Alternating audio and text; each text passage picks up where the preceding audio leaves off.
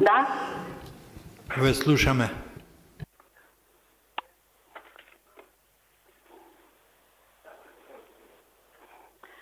Добар ден, драги слушатели, и опростите што од оправдани причини не може да присуствувам на оваа убава свечаност на промоцијата на книгата.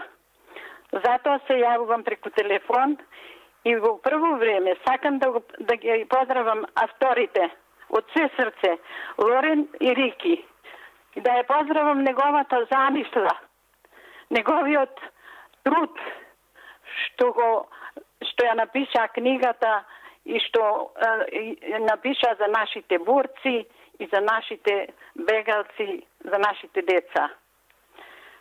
Борците од Егејска Македонија беа прави борци, потомци на Гоце Делчев, и кога изби војната, тие ковлавови се бореа сите за национална и социјална слобода.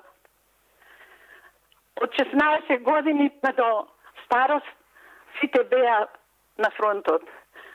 Али ето многу околу 20.000 почина борци. Тие останаа на Грамост, на Вичо, Лерин, Преспа, сегде имаше починато борци. Неговите тела, лавовите живи ги јадеа. Тие немаа гробови, а неговите очи орлите ги пиева. И затоа само коските можат да се тркалат уште овие 64 години, може да најдеме некоја коска од нив. Тоа беа борци храбри, а тие што останаа живи, што не успеа нашата борба, протерани, и останаа кои се на нога, кои со без две нозе, кои ќори без очи, кои ранети ѓајлени што има по нозете, и сите беа интернирани дури во Сибир, во Русија и во сите други држави. Можам многу да зборувам за борците, али сакам да кажам едно. Додека сме живи ние, не можеме да ги заборавиме. Оти беа тие за нас спасители. Втората точка што напиша Рики наша, за децата бегаци, да кажам дека тоа беше организирано за децата да ги спасиме од смртта која престоеше. Децата беа гладни, децата беа боси, децата беа напоени од тој воздух што беше отровен од бомбардирањето. Затоа патија многу болести и така реши нашата влада да ги евакуираме во слободните држави. И тоа наравно кој се сретна Захаријади Тито во Југославија и решија овие држави да не примат нас децата. И нас водителките што бевме околу 1000 со тие деца. Разделбата на децата беше многу тешка и не можам да ја опишам. Само можам да кажам дека нема ни ширина по широка, ни висина по висока, од мајчинска болка поголема, која му зеда од децата, која му изимавме од колена. Тие беа плачеа, вриштеа и така ние ги земавме. Тоа беа деца, селски деца. Тоа беа деца на земјоделци, на сточари, на воденичари, на гајзарджи, на копачи, на воденичари. Тоа беа селски дечиња облечени во ќурдичиња, во опинчина и така со нив на верната главчина ги носевме и минавме долг пат. Да не го кажувам тој пат крвав и со воздишки големи на децата. Се продолживме да ја преидиме нашата граница. Границата на нашата друга сестра Лабавка. Да не прими таја како наши деца. Дојдовме до граница и цел народ, каде престојувавме, село, град, со таква љубов, со таква тага не примија. Први не нахрана овој народ, наш македонски, први не напои тој.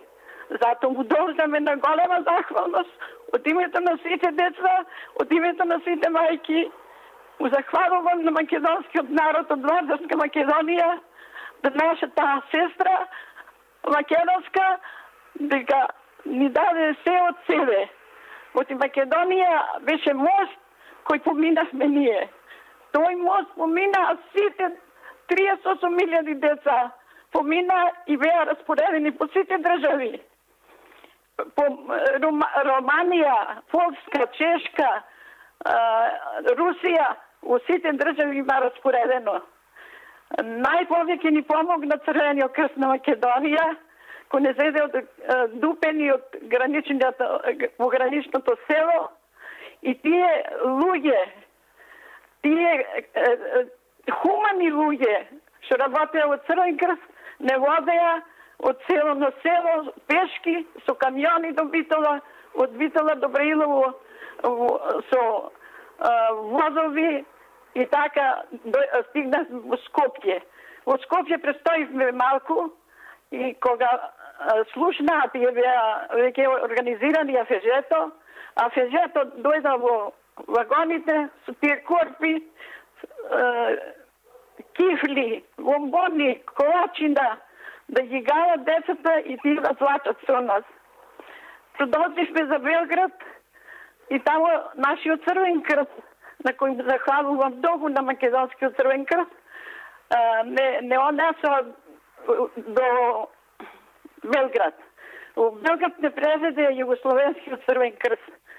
Таму да не должам какви преглед имаше, какви вањања, какви се, немавме ние ни чешен да ги чешуваме децата.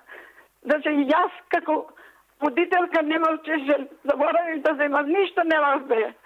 И така децата ми беа извањати, дури не ги препознав како ги облекоа во Белград. У Белград беа прегледани од сите лекари, најдо, од микоза, од трахова, од луѓа. Што немаше болести, болните ги задржа и другите не одеса во Бела црква.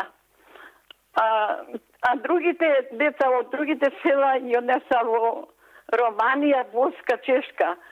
Оние нашите кои беа во Југославија овдека, во поранешна Југославија, беа распоредени во Бела црква.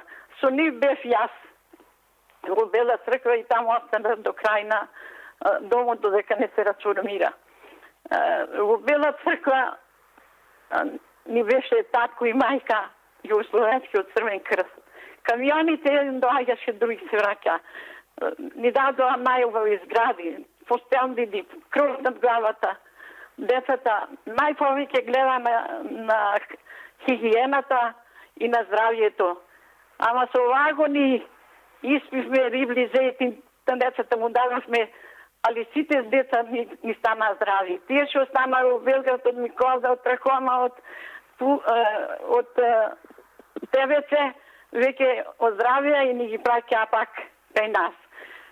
Поред хигиената, поред здравството, веќе таму се разви културниот живот, растеа тие деца мали, што војната ги казни. Така да децата остана подолго, али кога веќе почна Црвен крст да ги барат преку Црвен крст родителите, ние сегде ги спраќавме од каде му се наоѓа родителите, дали во Чешка, во Полска, во Русија, ги праќаше Црвен крст. И така да домот веќе се празнеше и децата беа распоредени по родителите. А за културата, за науката, за образованието, нашите деца не учеа ни српски, не учеа нити други јазици, учеа само српски еден час, иначе беше во Македонија, просвета на Македонија на здравство и култура, тие ни праќаа книги, тие ни пратија учители, и така да нашите деца учеа македонски јазик, и сите стана сите честни граѓани, стана лекари, стана инженери, од секоја професија, значи сите деца што беа во дом завршија, али средно школа завршија во Скопје и во Битола, во другите интернати. За цело време школувањето Црвен крст, југословенски Црвен крст ги издржаваше и по домовите, и каде беа сместени и по интернатите.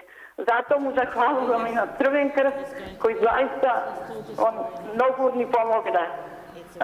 Захвалувам на целиот македонски народ и на сите луѓе кои помогна, али верувајте ми, све ни дадоа, али рамите наши, милиони лекари не можат да ги излечат. Затоа викам, во срцето имаме една рана која ми, и до раната ми стои еден часовник и се ми ги буди тие спомени. И затоа никогаш нема да заборавиме и убавините што ги доживеавме, али тая рана, тие трајги завеани, што поминавме по патиштата, ни дождовите силни не ги измијани, нити снегови.